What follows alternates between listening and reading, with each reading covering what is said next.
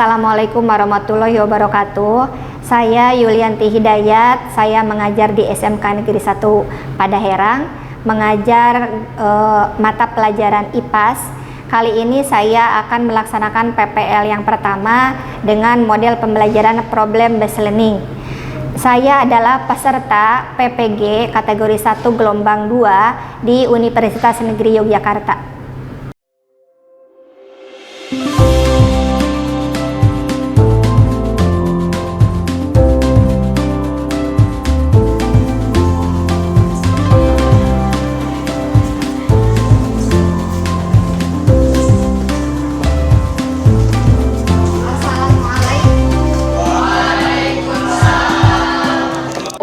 Assalamualaikum. Waalaikumsalam. Ya, sehat-sehat semuanya? Alhamdulillah. Sehat, alhamdulillah. Kalau kalian sehat semuanya. Gimana kabarnya hari ini? Masih semangat mengikuti pelajaran Ibu?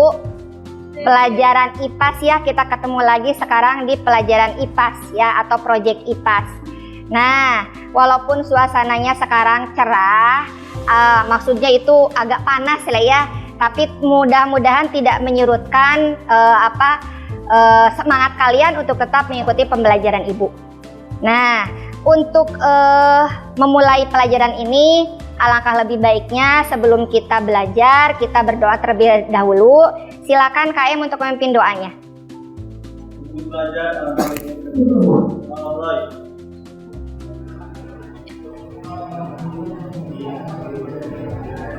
Selesai. Jika beri salam. Assalamualaikum warahmatullahi wabarakatuh. Waalaikumsalam warahmatullahi wabarakatuh. Ibu minta semuanya untuk berdiri. Silakan berdiri. Mohon maaf ya, Ibu cek dulu kerapihan kalian. Apakah sudah rapi semuanya atau tidak? Atributnya lengkap atau tidak? Ya, ke belakang. Windy dibetulkan kerudungnya sedikit. Ya, terima kasih sudah rapi semuanya. Silakan duduk kembali. Nah, Ibu lihat dulu agendanya. Untuk sekretarisnya, Repa sudah mengisi agendanya. Sudah. Kalau di sini ini tidak ada yang belum dicantumkan yang tidak hadirnya, tapi coba Ibu akan mengecek dulu kehadiran. Ibu panggil satu persatu ya. Adilah, acungkan tangannya. Ya. Adit Aprialdi. Anissa Afilepita. Arinal Fahmi. Caca Cahyani. David Ardiansah. Dede Ramdhani. Fatimatu Zahra. Karina Tustina. Nia Amelia. Najla Mutia. Nia Putri Utami. Nova Amalia Putri. Nova Dwi Robiansah. Rahmat Hidayat. Randy Saputra. Reva Diapa. Sahila Putri. Wastika. Windy Silviani. Alhamdulillah hari ini kalian hadir semua dalam keadaan sehat, tetap semangat untuk tetap mengikuti pelajaran IPAS walaupun sudah mau waktunya zuhur. Nah, untuk meningkatkan konsentrasi kalian, nah alangkah lebih baiknya kita sekarang ice breaking dulu ya. Nah, ice breakingnya yaitu dengan cara tepuk tangan. Kalau tepuk pagi 1 kali, kalau tepuk siang 2 kali, kalau tepuk sore 3 kali, kalau tepuk malam setengahnya. Kenapa setengahnya? Ada yang tahu? Ya benar, kalau malam kita tidur. Coba ya, Ibu mau mengecek dulu kalian konsentrasinya bagus atau tidak. Tepuk pagi. tepuk siang, tepuk sore, tepuk malam. Nah, masih ada yang belum konsentrasi. Diulangi lagi ya. Tepuk sore. Nah, masih ragu-ragu. Tepuk siang. Siap. Tepuk pagi. Tepuk sore. Tepuk malam. Terima kasih anak-anakku. Kalian masih konsentrasinya masih bagus ya.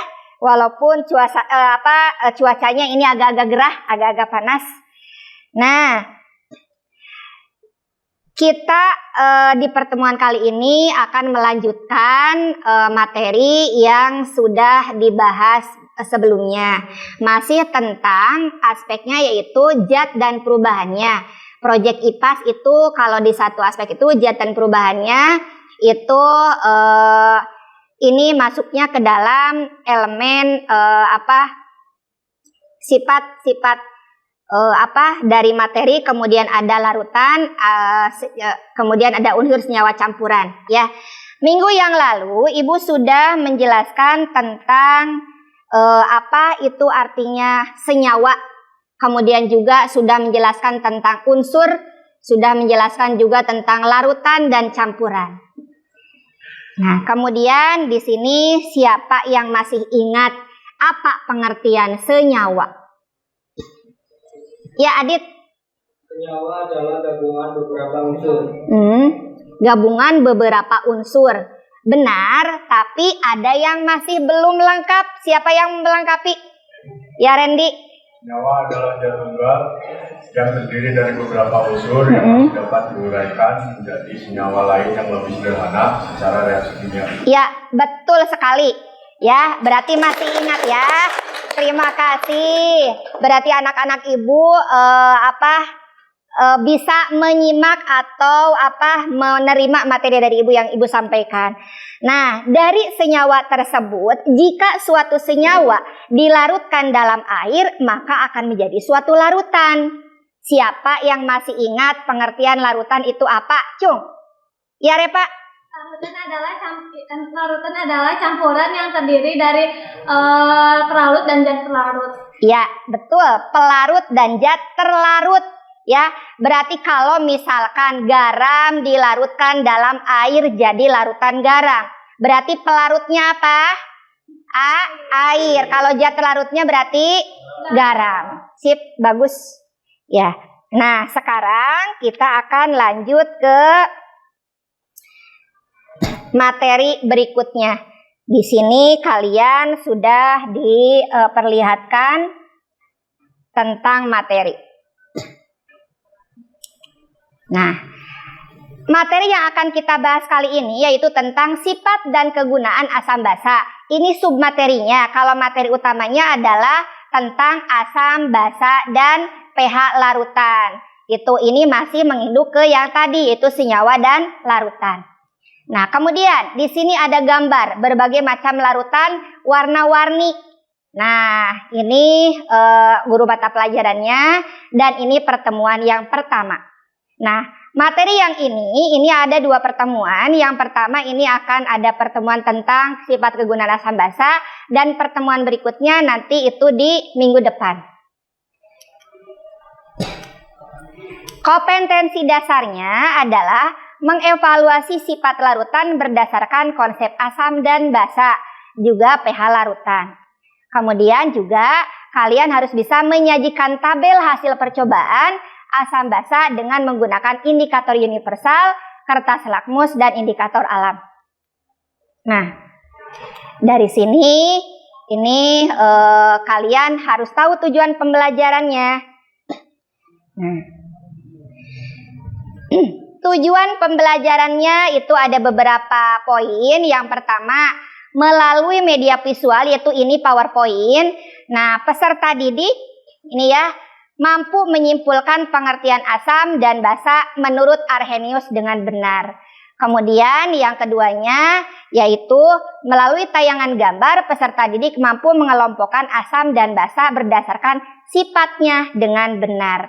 Kemudian yang ketiganya, melalui diskusi kelompok peserta didik dapat menentukan kegunaan asam dan basa dalam kehidupan sehari-hari dengan benar. Kemudian yang keempat, melalui diskusi kelompok, peserta didik dapat mengemukakan bahan-bahan yang ada di kehidupan yang mengandung asam atau basa dengan benar. Nah, ini nanti akan kita pelajari. Nah, sebaiknya atau alangkah lebih baiknya sebelum kita memulai ke materi ini, kita lakukan dulu pretest ya, untuk mengukur kemampuan kalian. Silahkan buka link quizisnya.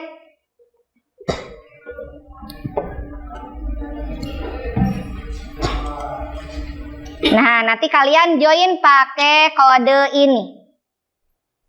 Silakan gabung dulu.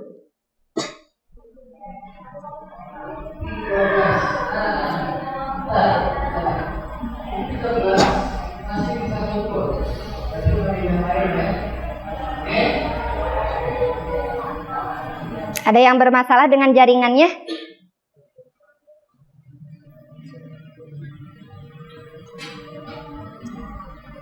Bisa ya pakai yang join quizzes.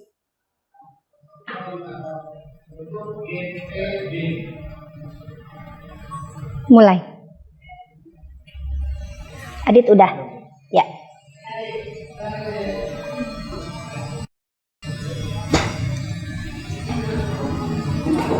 Diklik mulai biar bisa langsung bergabung. Udah? Udah? Udah?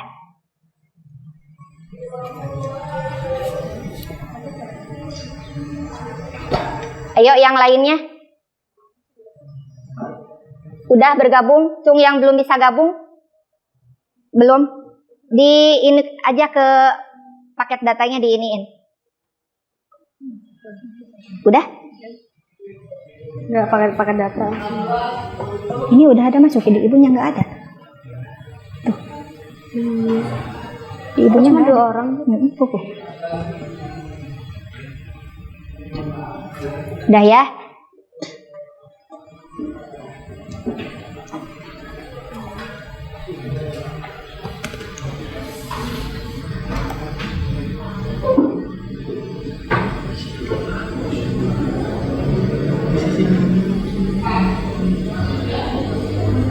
Ada yang masih belum bisa gabung? David sudah? Belum bisa? Randy belum?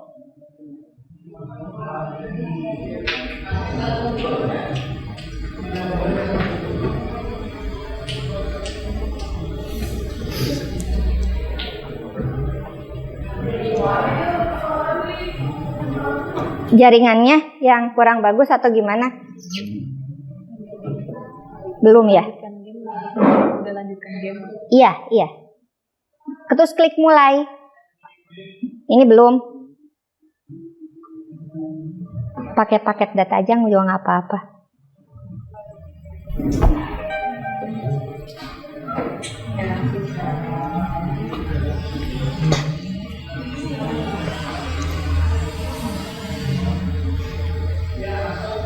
Udah?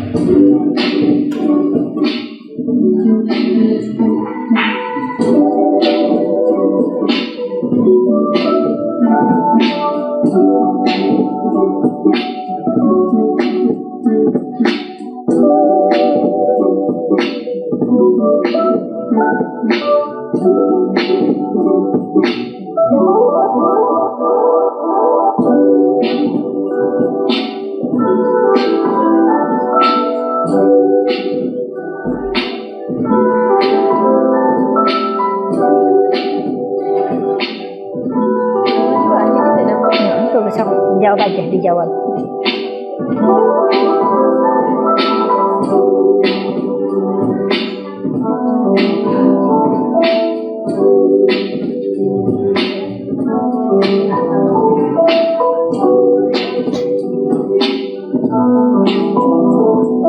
Bisa?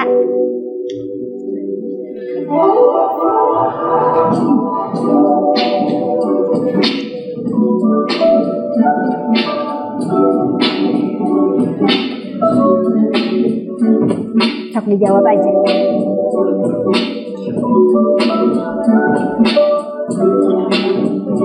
Klik aja, klik.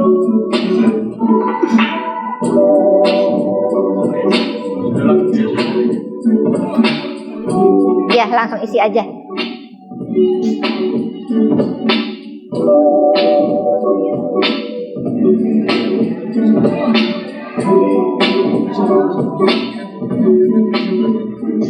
Windy udah?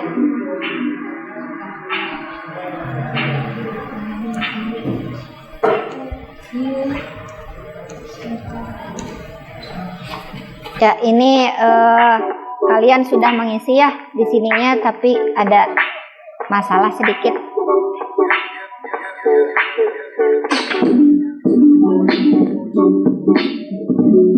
Udah? Ya, udah selesai?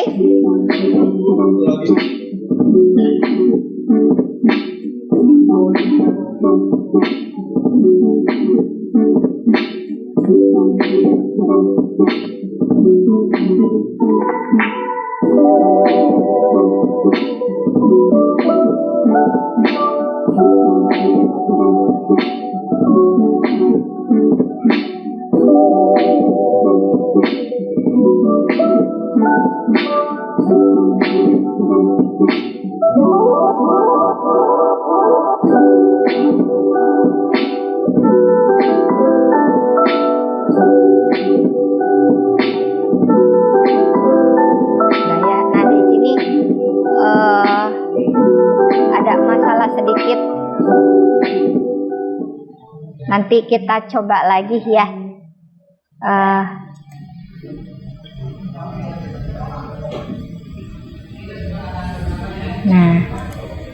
dah itu sebagai acuan kalian untuk mengenal untuk materi asam dan basa. Nah, sekarang kita lanjut. Nah, di sini kalian bisa melihat beberapa gambar. Nah, coba kalian perhatikan gambar di bawah ini. Apa yang terpikir di benak kalian tentang gambar ini jika dihubungkan dengan materi yang akan dibahas hari ini? Siapa yang bisa mengemukakan pendapatnya? Cung, ya Karina, silakan. Cuka, bagaimana cuka? Itu rasanya masam dan biasa digunakan dalam makanan seperti bakso dan asam dan acar sate. Ya, betul. Terus, siapa lagi? Ya, Najla. Ya, sabun mandi ya. Nah, kemudian yang lainnya. Ya, Rahmat. Sabun biasanya digunakan sebagai pembersih lantai. Pembersih lantai. Siapa lagi yang bisa mengemukakan? Ya, David. Buah-buahan. Vitamin C. Dari yang dikemukakan oleh Karina tadi cuka rasanya masam. Kemudian dari David itu buah-buahan mengandung vitamin C. Ya, vitamin C biasanya masam ya. Kemudian untuk yang pembersih lantai sama sabun, kalau misalkan kita pegang kadang-kala licin ya. Licin, terasanya licin kalau kena air. Nah, dari sini kalian harus bisa mengetahui bahwa ternyata gambar-gambar di depan kalian ini ada hubungannya dengan materi yang akan kita bahas hari ini. Nah, coba lihat ke sini. Ini ada peta konsepnya. Peta konsepnya.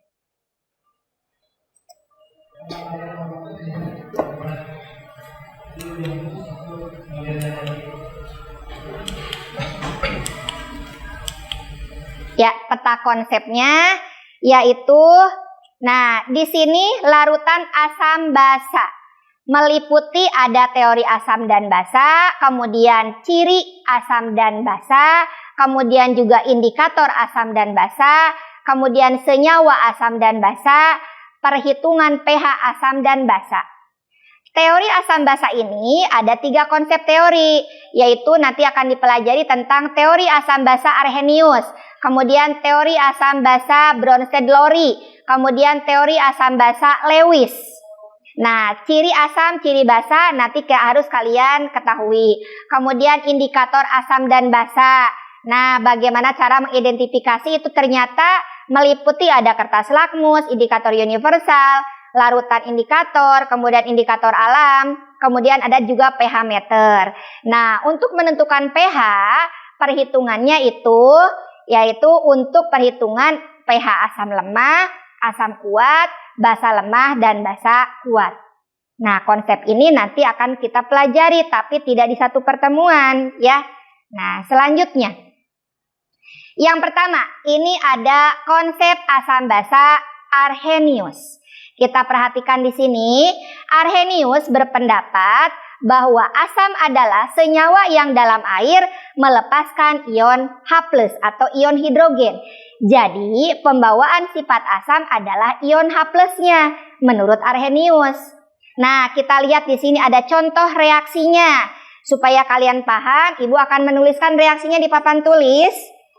Nah, coba kalian lihat ke sini. CH3COOH. Ini adalah jenis asam, namanya adalah asam asetat. Nah, jika asam ini dilarutkan dalam air, nah ini wujudnya aqua, kalian masih ingat ya? Di materi sebelumnya itu kan ada wujud zat ya, ada aqua berarti zat terlarut dalam air, berarti wujudnya aqua. Nanti dia akan terurai atau terionisasi sempurna menjadi ion-ionnya. Di sini menjadi ion hidrogen dengan ion asetat. Tuh. Lihat di sini, kalau ada ion H+ berarti ini adalah ciri khas dari asam. Ini menurut Arrhenius. Kemudian yang keduanya, di sana ada HCl atau asam klorida. Jika dilarutkan dalam air, dia akan terionisasi menjadi ion-ionnya, yaitu menjadi H+ dan ion klor atau aqua. Nah, bagaimana cara menentukan jumlah ion hidrogennya? Ya, muatannya bagaimana? Di sini ada rumusannya. Nah, HXZ di sini aqua, ini menjadi H, di sini X plus aqua ditambah Z, ini adalah X min. Nah, jadi X di sini menyatakan angka indeks, bisa menyatakan jumlah ion hidrogennya, bisa menyatakan muatan dari ion negatifnya. Jadi di sini kenapa ini hanya tidak ada angka, artinya 1. Artinya ion hidrogennya hanya 1. Itu muatan yang ion negatifnya ini 1, karena di sini juga adalah 1. Gitu ya. Nah, sekarang coba Ibu mau menuliskan ada asam sulfat dilarutkan dalam air. Siapa yang bisa ke depan menuliskan reaksi ionisasinya? Silakan. Ya, Nopal, maju ke depan. Jangan takut salah ya, karena kita lagi belajar. Kalau sudah bisa berarti itu udah pinter, jadi nggak usah belajar lagi.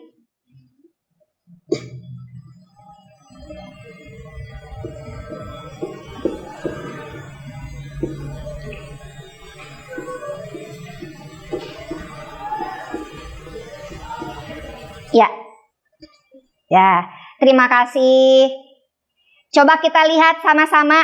Di sini ada asam sulfat, rumus kimianya H2SO4, kemudian terionisasi sempurna menjadi 2H+ dan SO4, muatannya negatif 2. Di sini ada ion hidrogennya ada 2. Kalau melihat ke rumusan ini, apakah benar jumlah ion hidrogennya 2? Benar? Benar. Muatan sulfatnya ini benar negatif 2? Benar. Ya, terima kasih Nopal ya. Tepuk tangan dulu. Sudah paham ya? Nah, sekarang kalau sudah paham untuk yang asam, kita lihat untuk yang basa. Menurut Arrhenius, basa adalah senyawa yang dalam air dapat menghasilkan ion hidroksida atau OH-. Jadi, pembawaan sifat basa adalah pada ion OH-nya. Kalau dilihat di sini, NaOH menjadi ion Na+ dan ion hidroksida atau OH-. Kemudian ada juga ALOH ini 3 kali atau aluminium hidroksida ini menjadi Al3+ dan 3OH-. Yang ini jumlah ion hidroksidanya 1, yang ini adalah 3 sesuai dari rumus kimia basanya. Nah, ada ciri khas di sini ion OH- berarti senyawa ini bersifat basa. Tuh menurut Arrhenius. Ada yang mau ditanyakan? Sudah paham? Paham ya? Ya. Bu, kalau orang yang sakit mah biasanya kan ada yang bilang asam lambungnya naik. Ya. Emang benar ya di dalam lambung ada asamnya? Nah, ya benar. Kadangkala kalau misalkan kita telat makan atau misalkan kita sering meninggalkan ibaratnya tidak makan nasi gitu ya. Nah, kadangkala kan muncul orang sakit mah. Berasanya kan mual, kemudian di sininya nggak enak di ulu hatinya gitu ya. Nah, benar itu di dalam lambung kita itu ada suatu senyawa asam, namanya adalah asam klorida. Asam klorida itu di dalam lambung berfungsi sebagai enzim. Enzim klorida itu fungsinya itu untuk membantu pencernaan protein dalam makanan. Yang keduanya itu biasanya untuk menangkal atau melawan virus dan bakteri yang masuk bersamaan dengan makanan. Yang ketiganya, mengubah pepsinogen menjadi senyawa peptin itu bertugas untuk membantu pencernaan makanan dalam lambung kita. Jadi benar bahwa di dalam lambung kita itu ada senyawa asam namanya asam klorida. Ya, itu sebagai asam fisiologis dalam lambung gitu. Betul, Wastika? Bagus itu pertanyaannya. Ya. Nah, sekarang kita lanjut. Teori yang kedua.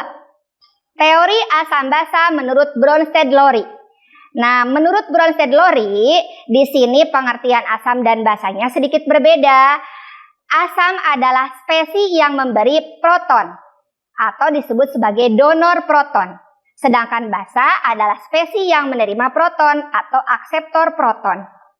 Nah, ingat kalau ada kata donor, ingat karena donor darah. Donor berarti memberikan.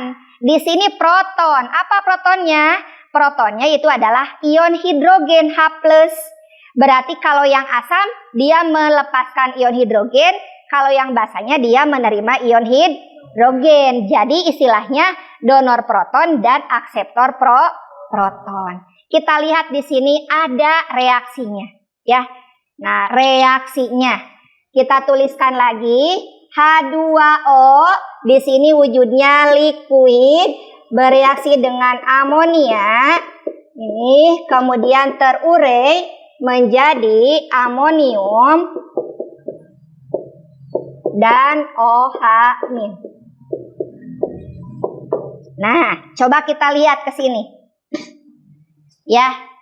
H2O kemudian bereaksi dengan amonia, di sini menjadi ion amonium dan OH-. Awalnya kita lihat di sini H-nya berapa jumlahnya? 2. Kemudian menjadi ion OH-.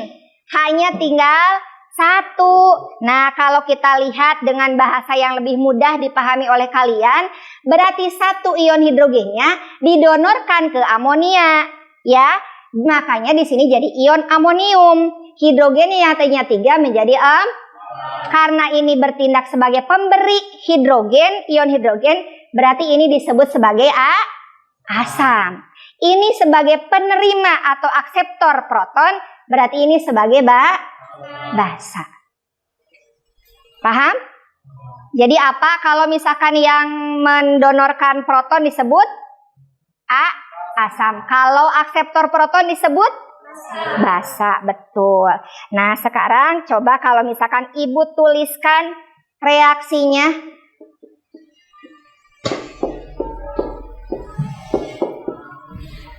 Menjadi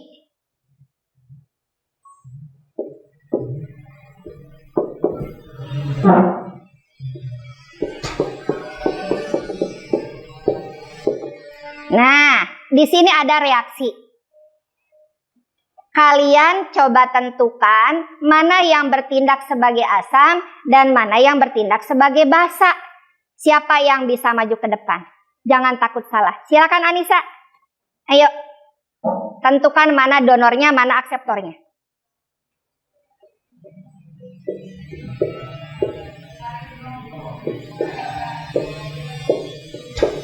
Ya. Sekarang jangan dulu duduk. Nah, berdiri dulu sini. Nah, ke teman-teman kasih penjelasan. Kenapa ini sebagai asam, kenapa ini sebagai basa? Coba lihat. Dari jumlah hidrogennya dulu aja yang lebih mudah dipahami. Karena Coba lihat. Di sini hidrogennya. Ke sini jadi. Berarti ini disumbangkan ke CO3. Ini muatannya negatif 2 ion karbonat ya. Ini bertindak sebagai basa. Ini bertindak sebagai asam. Betul. Terima kasih. Silakan duduk lagi. Sip ya. Nah. Dah. Sekarang kita lanjut ke teori asam basa yang ketiga. Di sini ada teori asam basa menurut Lewis. Lewis memberi pengertian bahwa asam dan basa berdasarkan serah terima pasangan elektron sebagai berikut. Asam adalah akseptor pasangan elektron, sedangkan basa adalah donor pasangan elektron. Jadi di sini untuk Lewis ini tidak menyebutkan adanya melibatkan proton atau ion H+, tapi di sini menyebutkan adanya serah terima atau pasangan elektron ya. Nah, coba kita lihat di sini. Ini ada suatu senyawa bereaksi.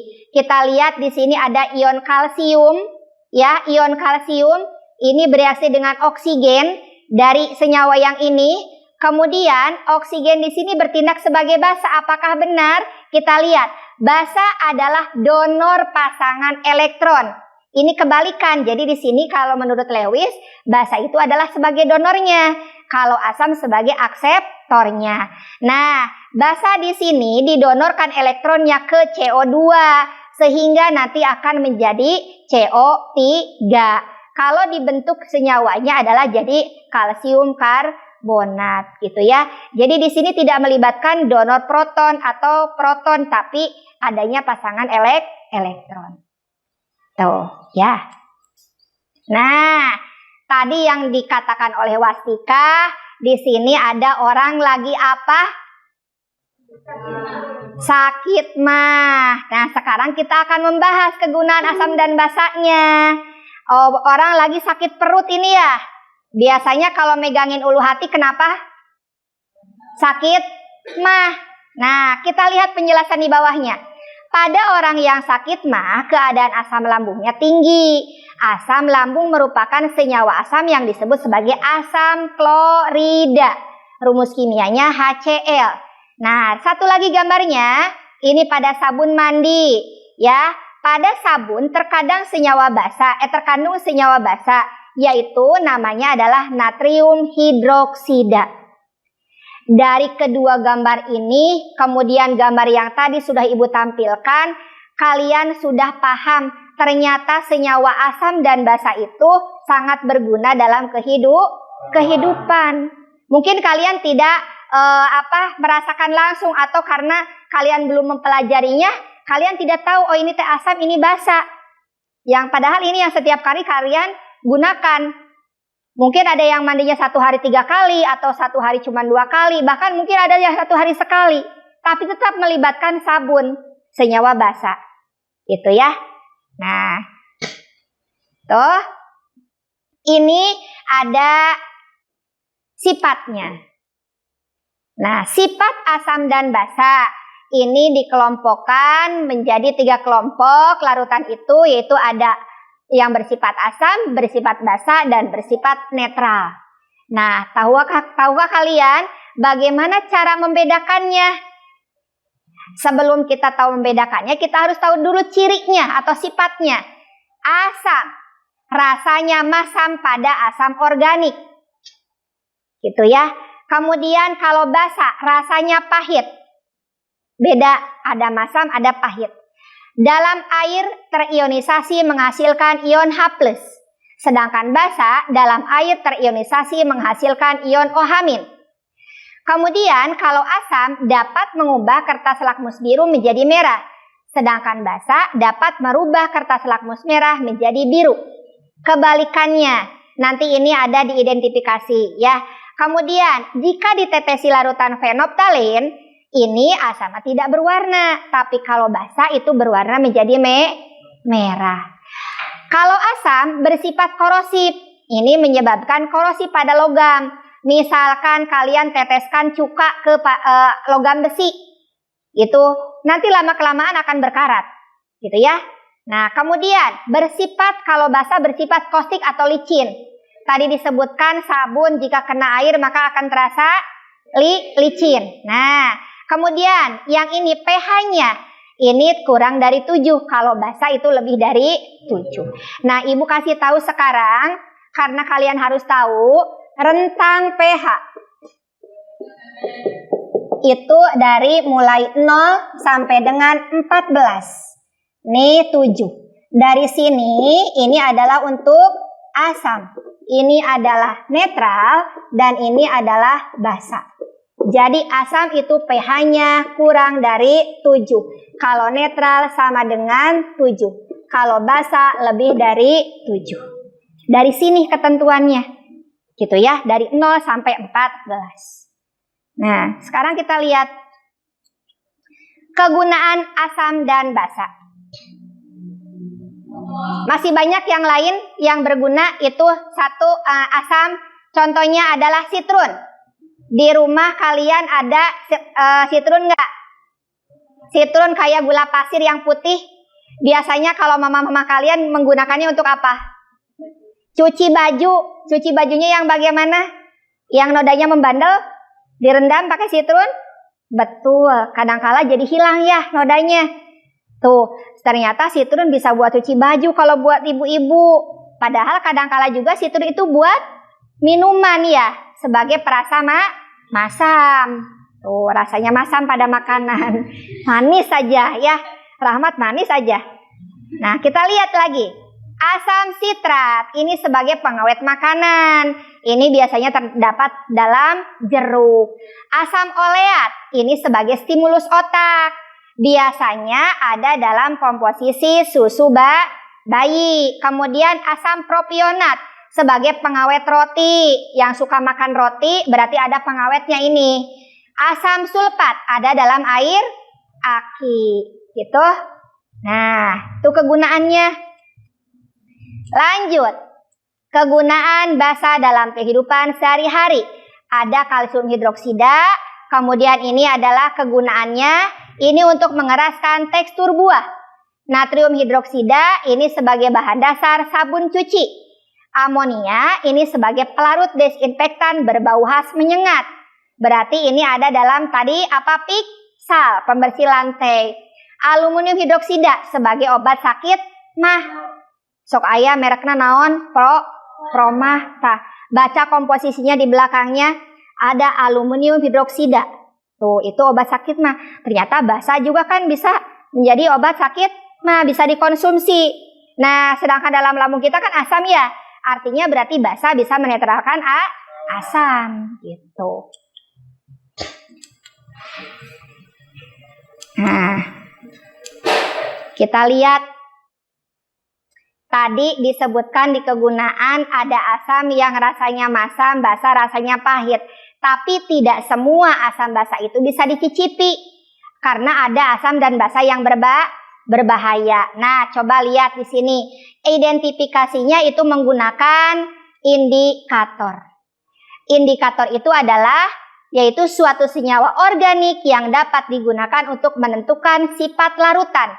Berdasarkan perbedaan warna tampak yang diberikan zat tersebut pada beda suasana dan terletak pada rentang pH tertentu. Tuh, jadi indikator itu selain bisa menentukan asam basa, bisa juga menentukan pH.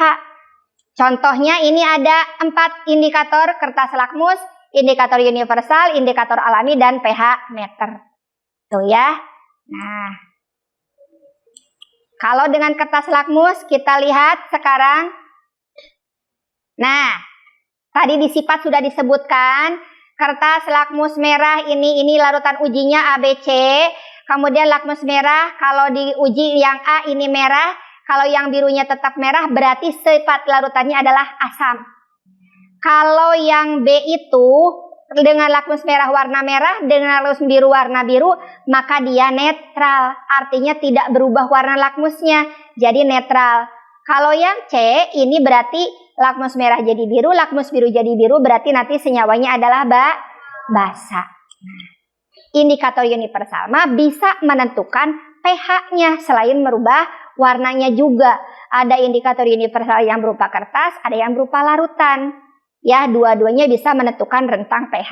Tapi kalau lakmus tidak menentukan pH, hanya sifatnya saja. Nah, tuh. Ini selain yang tadi 3 bahan itu, ini ada menggunakan indikator bahan alami. Nah, contohnya di sini ada ekstrak mahkota bunga, ada kemudian kunyit, ada kol merah. Ini ternyata bisa dijadikan indikator. Tuh. Nah, kita lihat di sini. Ini dari hasil pengujian. Kalau dia asam, dengan kunyit warnanya kuning. Dengan bunga kana ini jingga, dengan bunga sepatu merah. Kalau basa ini warnanya krem, kemudian hijau muda, kemudian warna hijau. Jadi ada perbedaan warna antara asam dan basa. Berarti kunyit dan mahkota bunga bisa dijadikan sebagai indikator karena memberikan warna yang berbeda. Gitu ya. Nah, sekarang coba kalian simak video berikut ini untuk lebih jelasnya lagi.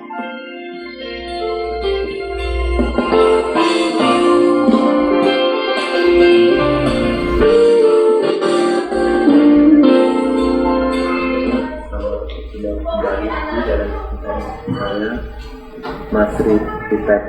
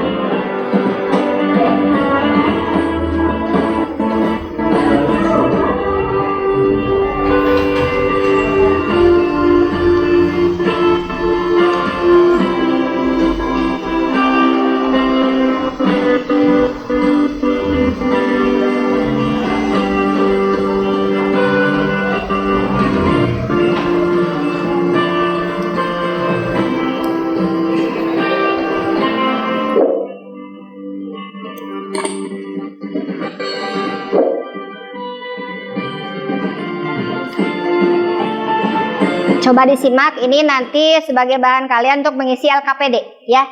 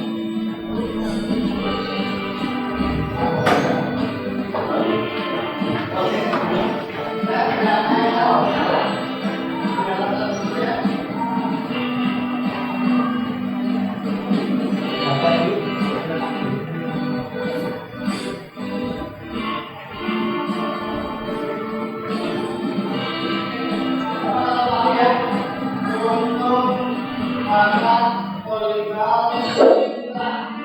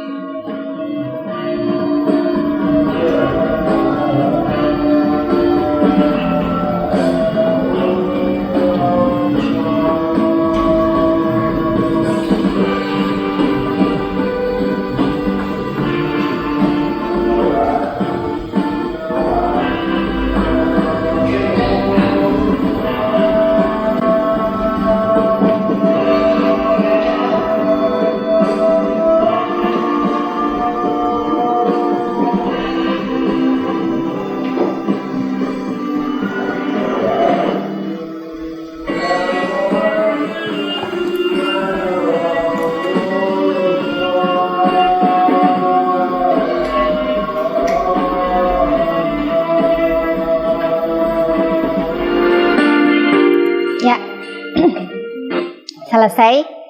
Nah, itu ya, kalian sudah tadi menyimak Ibu menjelaskan, kemudian juga sudah melihat tayangan dari video barusan. Sekarang untuk diskusi kelompok, silakan kalian duduk per kelompok yang sudah Ibu bagi sebelumnya. Silakan.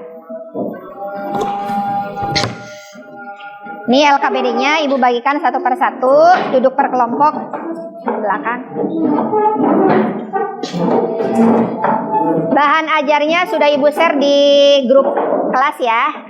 Silakan dibuka nanti untuk diskusi, bahan diskusi.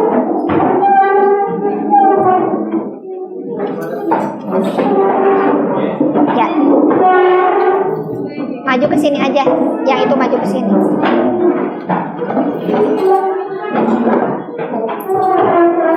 Ya.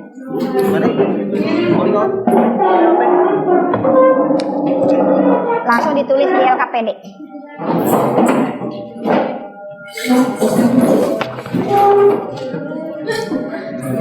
Ini buku sumbernya sama ininya. Kemudian ini grupnya. Dede, ini kursinya. Satunya lagi. Silakan langsung diisi aja. Silakan diskusikan. Di sana di LKPD itu ada beberapa gambar ya untuk bahan diskusi kalian.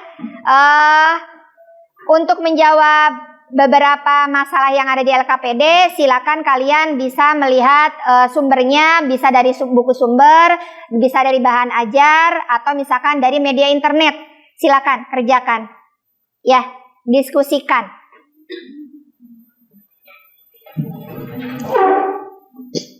Ibu kasih waktu 15 menit ya. Bisa? Ya. Diskusikan dengan kelompoknya. Tulis nama kelompoknya, misalkan kelompok 1, kedua, kemudian kelasnya tulis, kemudian nama anggota kelompoknya juga tulis.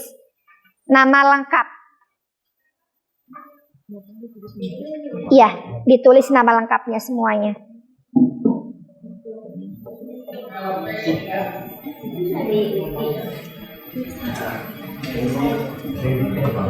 Udah aja kelas ya, kelas 10 TPM ya 10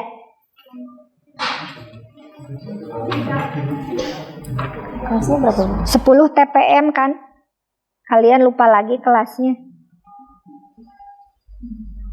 ya. Kelompoknya, kelompok berapa, kemudian anggotanya tulis.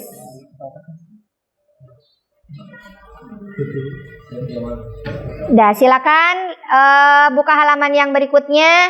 Untuk yang di buku paket, silakan buka halaman 152. Itu di sana tentang bab asam dan basa. Untuk bahan kalian menjawab pertanyaan atau masalah yang ada di LKPD. Bahan ajarnya sudah di-share di grup kelas, di WA kelas.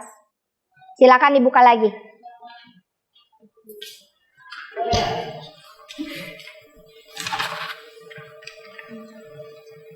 Buka lagi, ada gambarnya. Nah, ini gambarnya. Silakan. Sesuai gambar. Yuk, gambar apa dulu? Nih, satu persatu ditulis di sini. Ya. Satu persatu tulis di sini gambarnya. Nanti jelaskan sama kalian. Iya. Misalkan ini tentang apa? Tadi kan udah menyimak ya. Nah, kalian tuangkan lagi di sini. Itu ada juga tambahan, juga ada kapur siri segala macam. Silakan yang lainnya isi, kemudian yang lainnya buka buku sumbernya. Silakan.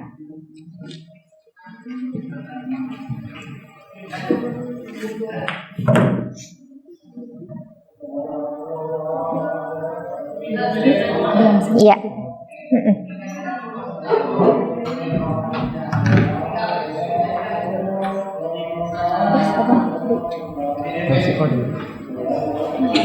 Diskusikan dengan dibantu aja teman kelompoknya ya. Jangan masing-masing jawabnya. Sok.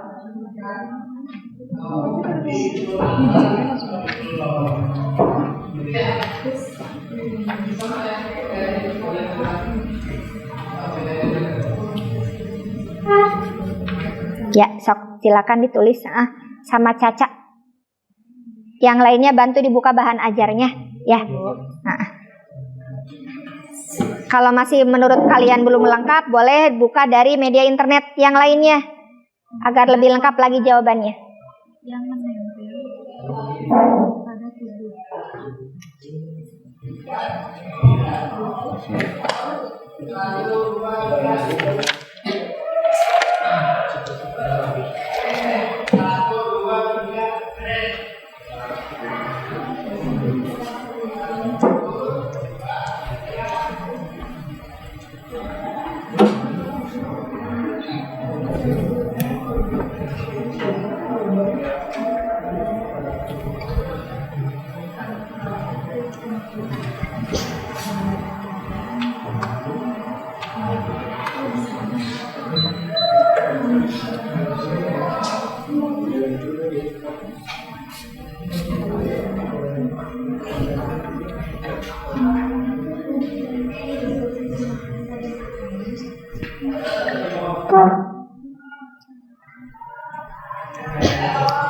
Kalau ada yang merasa kesulitan, silakan boleh bertanya di pengisian apa.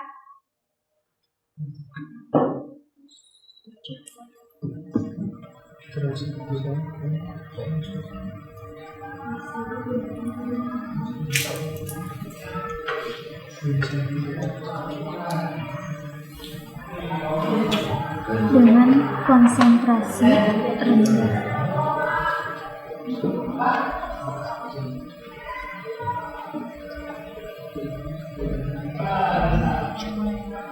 Dan rasanya masam.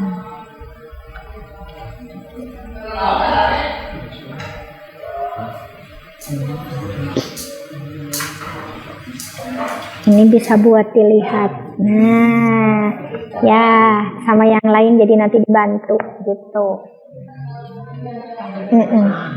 Iya, iya, iya.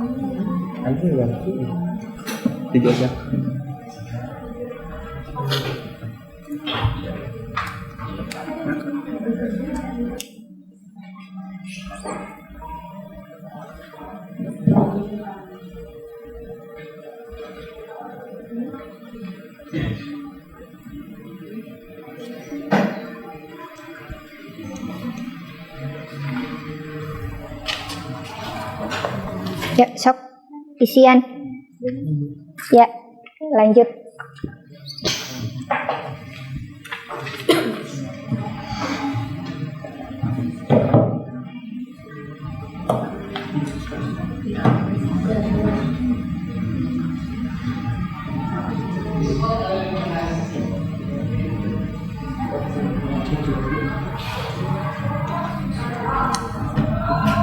Ada yang merasa kesulitan mengisinya? Tidak ada ya, lancar saja ya. Seperti jalan tol lancar, bebas hambatan. Yuk.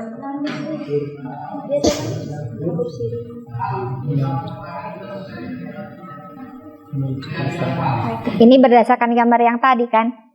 Iya. Sok.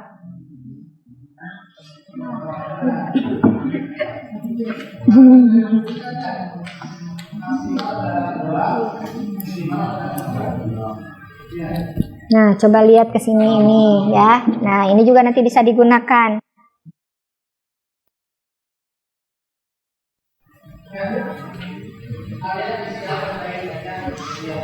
Tuh. Ada yang merasa kesulitan? Tidak ada, ya udah. Lanjutkan.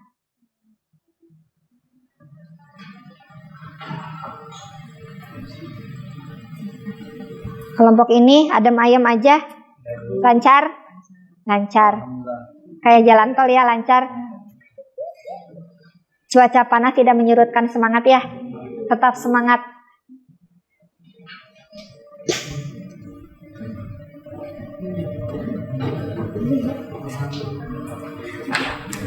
Sok.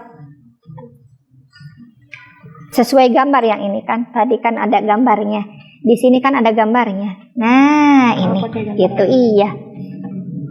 Tadi apa, gambarnya apa di sini, kemudian sifatnya apa menurut yang tadi pengamatan kalian, alasannya apa, berikan alasannya, kenapa termasuk asam, kenapa termasuk basa. Kemudian nanti kalian tuliskan di sini juga bahan-bahan yang lain selain yang ada di gambar yang mengandung asam basa itu apa. Tuh. Ada yang mandeg, itu mengisi kolom itu dari gambar yang tadi yang di depan. Ya.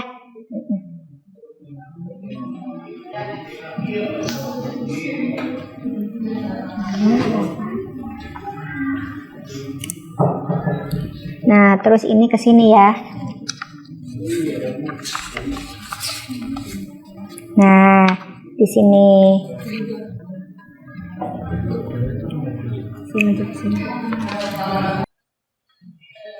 Barangkali ada yang mau menanggapi atau bertanya, silahkan.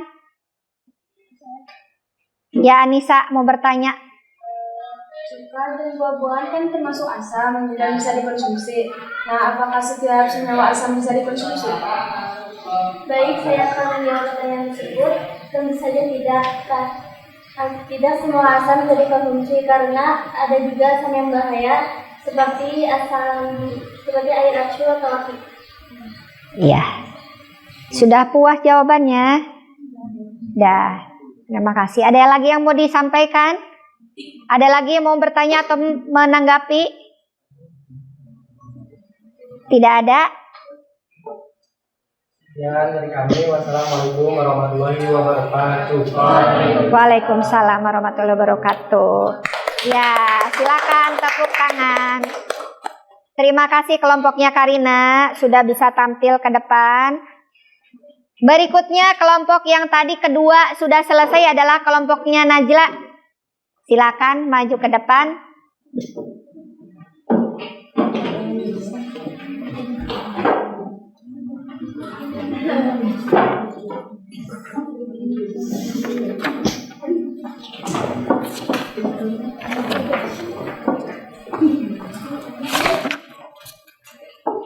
Assalamualaikum warahmatullahi wabarakatuh. Waalaikumsalam warahmatullahi wabarakatuh. Menurut kelompok kami, teori asam basa menurut Arrhenius, asam adalah senyawa dalam air yang dapat melepaskan ion H+. Contoh reaksinya adalah H2SO4 aqua. Nah, ditulis aja, silakan ditulis reaksinya. Biar yang lainnya paham. Nah, boleh di bawahnya di sana.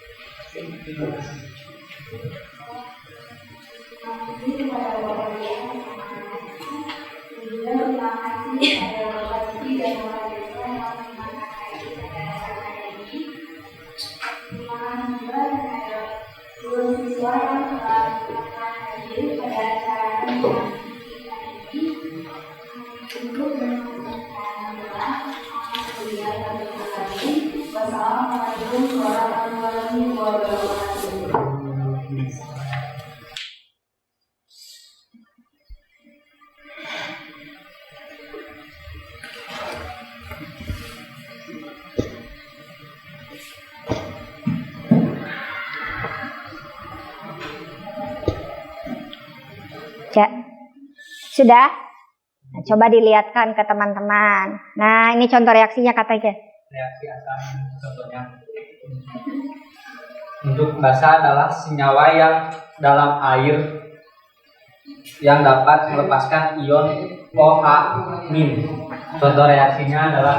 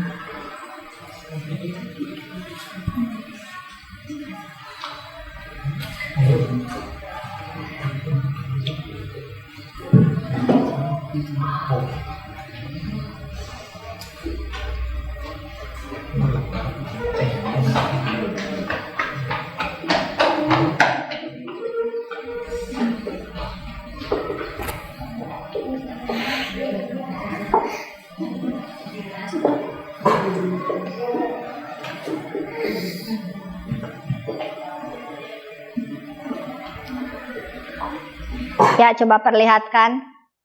ini adalah contoh reaksi basa dari. Ya, lanjutkan. Untuk kesimpulannya, teori asam basa dikemukakan oleh Arrhenius, yang kedua oleh Bronsted-Lowry, yang ketiga oleh Lewis. Menurut Arrhenius, asam adalah suatu senyawa di dalam air yang dapat melepaskan ion H+. Basa adalah senyawa yang di dalam air dapat melepaskan ion OH-. Hasil diskusi kelompok kami, sifat asam yaitu ada satu, rasanya asam, yang kedua dalam air menghasilkan ion H+, yang ketiga sifat korosif menyebabkan korosif pada pH kurang dari 7. Untuk sifat basa, 1. Rasanya pahit. 2. Dalam air menghasilkan ion OH-. Yang ketiga terasa licin sulit.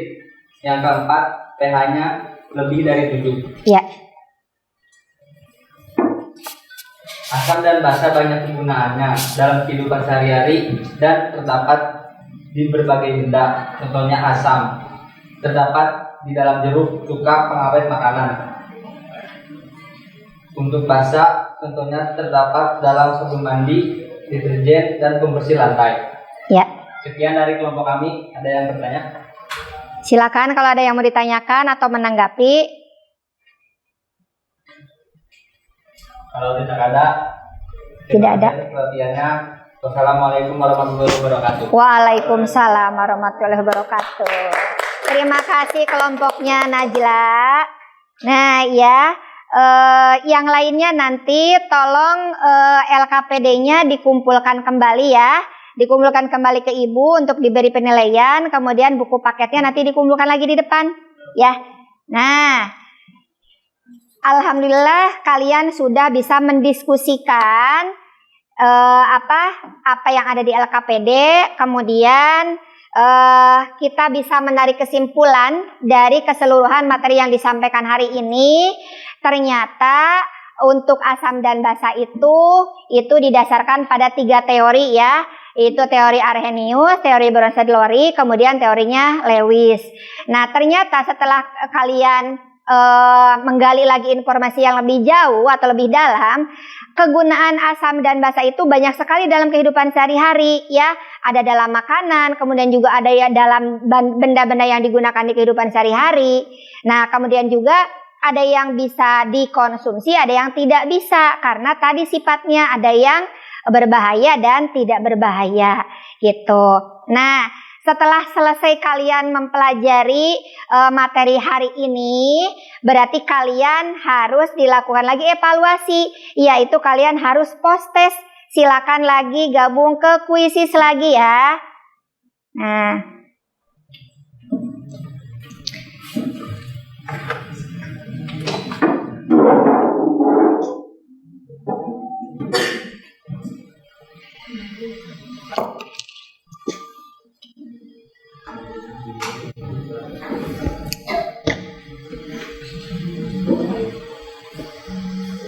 Nah, di depan ada kode gamenya. Silakan masukkan kode gamenya 624692. Silakan.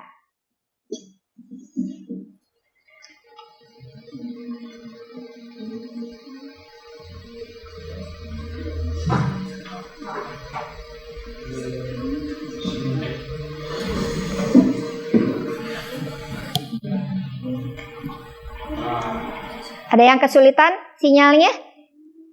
Silakan tinggal klik masuk. Ya, 624692. Udah ya, bisa gabung. Yang belum bisa gabung mana? 624692. Kelompoknya Karina udah gabung semuanya? Udah.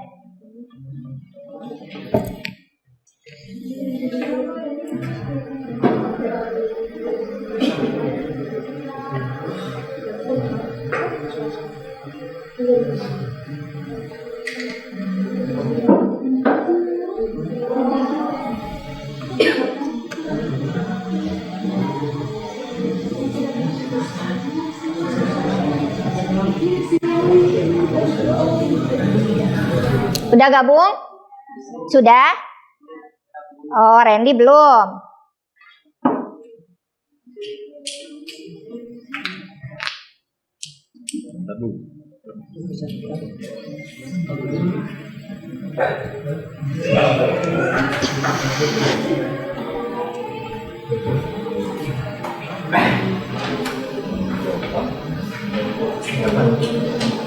Bisa dimulai? Bisa ya?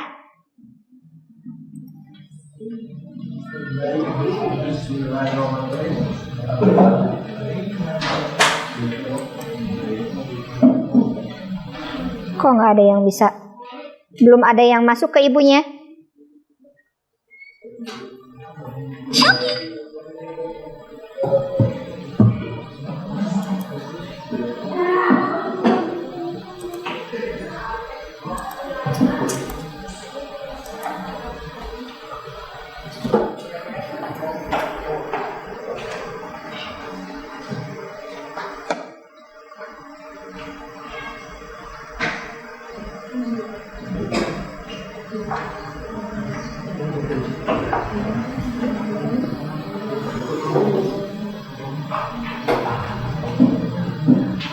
Belum ada yang masuk.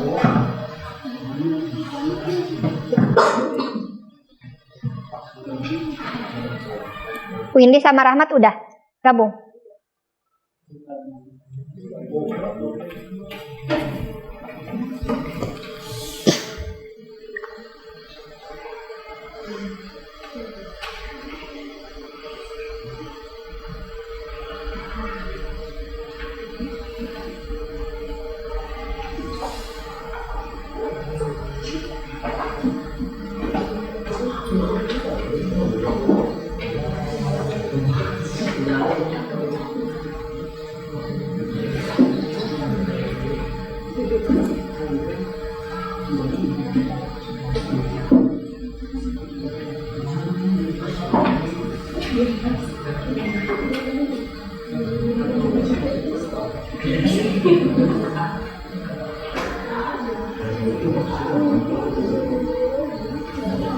Ada sedikit trouble ya.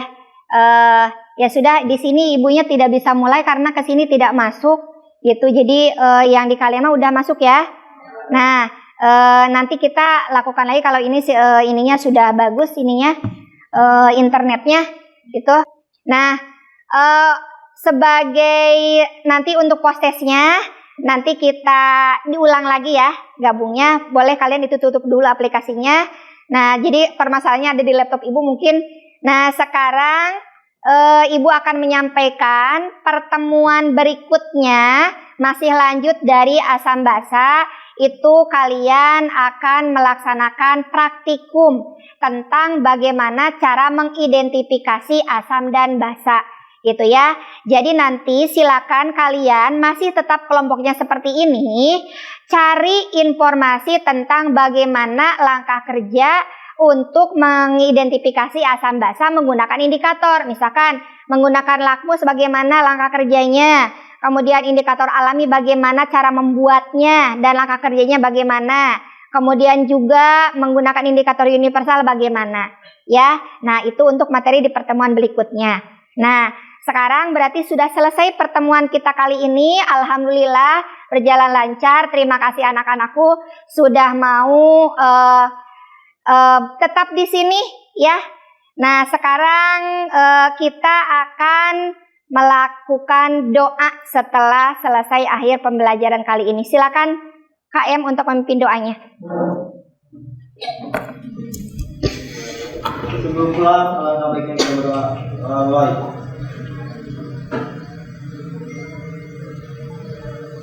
Doa selesai. Ada yang lupa satu ya. Nah, nanti setelah pembelajaran kali ini, Ibu sudah silakan kalian buka link Google Form-nya yang ada di WhatsApp kalian itu untuk sebagai mengisi refleksi pembelajaran hari ini ya. Nah, nanti kalian silakan isi Google Form-nya tuh ya. Nah, alhamdulillah seluruh rangkaian pembelajaran kali ini sudah selesai. Ibu Hari dengan kata wassalamualaikum warahmatullahi wabarakatuh. Waalaikumsalam warahmatullahi wabarakatuh.